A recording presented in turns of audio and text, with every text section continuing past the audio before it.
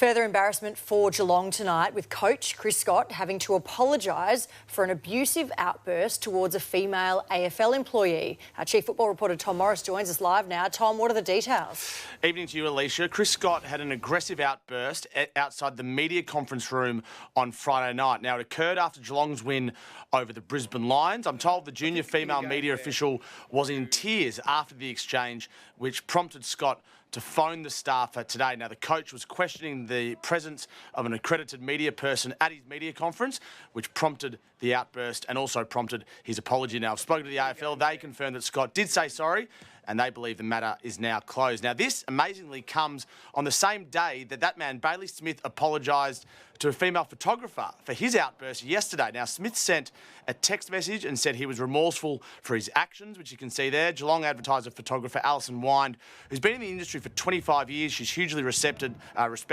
She accepted the apology. And all of this, Alicia, 9 days out from a preliminary final. Yes, not what you want. All right, Tom Morris, we'll see you later on in sport. Thank you.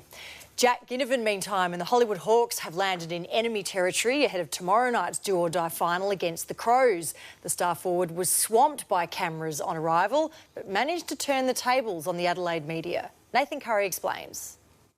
The trademark grin said it all. Jack Ginnivan knew it was coming. Jack, welcome back to Adelaide. The City of Churches has been itching for a rematch since the Hawk star flipped the bird and had an airport run-in with a reporter last month. Today, though, was a fizzer. Have you missed us, Jack?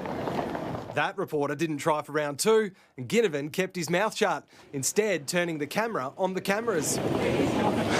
The media scrum still followed him out the door as hype builds for tomorrow night. How's it feel to be here? It's good. Beautiful sunny day. Ready to go. Looking forward to a good crowd tomorrow night?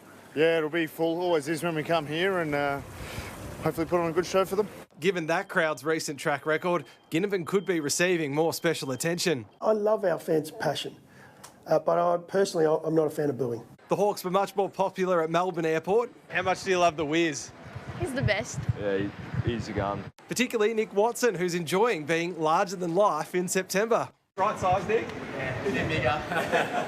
Plane tickets have been hard to come by, but not for some. Go Hawks! Come on, Hawks! Go Hawks! This Hawthorn mad family was going to be cheering from the couch. Not anymore. The boys never been to a final, never been to a game in Adelaide, so yeah, we're pumped. And William and James, you're not going to school on Friday now. How are you feeling about that? Better than ever.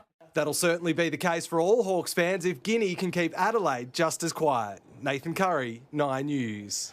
The teams are in for tomorrow's knockout semi-final between Adelaide and Hawthorn. Nat Yanidis joins us live now with the details. And Nat, both sides welcome back a forward star. Yeah, that's right, Tony. Let's start with the Hawks. And Mitch Lewis comes in for the injured Cole Shadir after kicking 4 goals in the VFL last weekend. So he certainly comes in some form. Now, the Hawks, they had a look at Adelaide Oval for the last time today as they prepare for that semi-final against the Crows. And it's fair to say they're expecting a bit of a hostile reception after the welcome that they got at the airport this afternoon. I think any time you play interstate, it's always a hostile environment. So Adelaide's no different to that. And then you add this final into it as well. It's a big occasion where we expect to be in a hostile environment. Yeah, now the Crows, they've also made the one change. Josh Rochelle comes back into the side for his first game since round 17. They're trying to temper expectations on him, and it's unclear if he's going to play as the sub. The Crows looking to make sure they don't go out in straight sets. If they do, they'll be the first minor premier to lose in straight sets since 1983. We put ourselves in a position to have a double chance, in fact a double home chance in finals footy. It's a pretty good effort. We won't even be talking about it. What did you call it? Straight sets? Yeah, and you could probably hear in the coach's voice there, there's actually been an illness that's gone through the Crows camp this week, but Matthew Nix says that won't be an excuse tomorrow night, Tony. Well, time will tell. Good on you, Nat. Thanks for that. Gold Coast will head to Brisbane early in a bid to break their Gabba hoodoo. The Suns will travel an hour up the road and spend tomorrow night in Bris Vegas as they look to claim their first win at the Gabba since 2018. We just want to take that stress away, get away together as a group. We've played pretty well away this year as well, so it's a good one for the players just to get up there, relax, and that way they can sole focus can be on the ground. On the game, I should say. This year's head-to-head record is 1 win apiece, but the Lions need to turn the tables on the Suns after going down by 66 points in round 20. It's exciting to play a team like that, and you know, they've had a great win and they're going to be up and about, and we've come off a loss, so yeah, it's going to be on. Meanwhile, Eric Hipwood cut a lone figure at Melbourne Airport today. He'll miss much of next season with a partially ruptured ACL.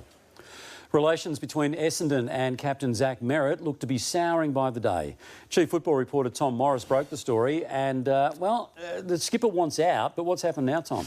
Evening, Tony. My understanding is Brad Scott and Craig Vozzo both declaring Merrett will categorically stay has changed nothing from the captain's end. Now, the next public engagement will be the Brownlow medal, but the big decision Merrett has to make is whether he attends the club's best and fairest. Now, speaking to several people around him today, they believe, as it stands, it's unlikely he will attend the Crichton medal on October 2. And given that he's a short price favourite to win his 6th BNF, that would be an unprecedented move from a player and a huge statement. Now, meanwhile, we told you 2 Sundays ago that Jordan Ridley wanted to be traded to Brisbane. He's now met with the Lions as he pursues a move there. And like with Merrett, Essendon is saying he's not going anywhere, but it won't stop him from trying. And we have another bird flipper. This time, it's Lockie Neal, who's been fined $1,000 for this gesture at half-time of Brisbane's loss to Geelong. And Tony, before I go, the other night we brought you the news of the new Gold Coast Suns jumper. They're wearing pink on Saturday.